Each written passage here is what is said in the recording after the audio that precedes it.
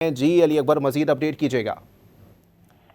جی اس وقت جو ہے وہ 5 سیکٹر پر جو پاک افغان سرحد ہے وہاں مختلف مقامات پر جو ہے وہ جھڑپیں جاری ہے، اور جو پاکستانی ایئر فورسز اور جو سیکیورٹی فورسز ہے مؤثر جواب جو ہے وہ افغانستان کو دیا جا رہا ہے۔ اور اب تک جو ہمارے پاس اطلاعات ہے تو سرحد پر موجود افغانستان کی 9 چوکیوں کو تباہ کر دیا گیا ہے، اور اس کے ساتھ ساتھ 30 کے قریب جو ہے اہلکار بھی ہلاک کر دیے گئے ہیں۔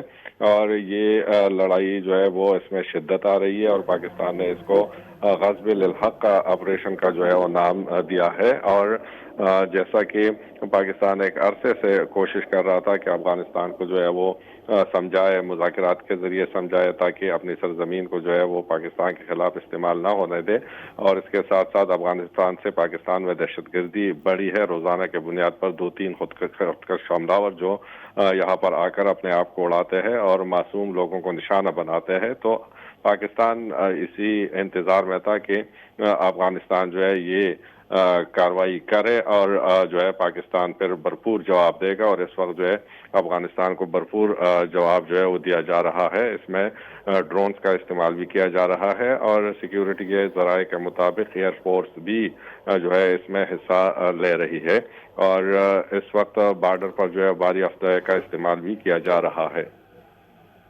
ٹھیک ہے علی اکبر، ہمارے ساتھ ہی موجود رہیے گا۔ ایک بار پھر اپنے ناظرین کو اپڈیٹ کرتے چلیں کہ افغان طالبان نے خیبر پختونخوا سے ملکہ سرحد پر بلا اشتعال فائرنگ کی ہے، جس کا پاکستانی فورسز نے منہ توڑ جواب دیا ہے۔ آپریشن غزو الحق اس کا نام دیا گیا ہے، اور اس آپریشن کے تحت طالبان رجیم کے کئی ٹھکانے ملیہ میٹ کر دیے گئے۔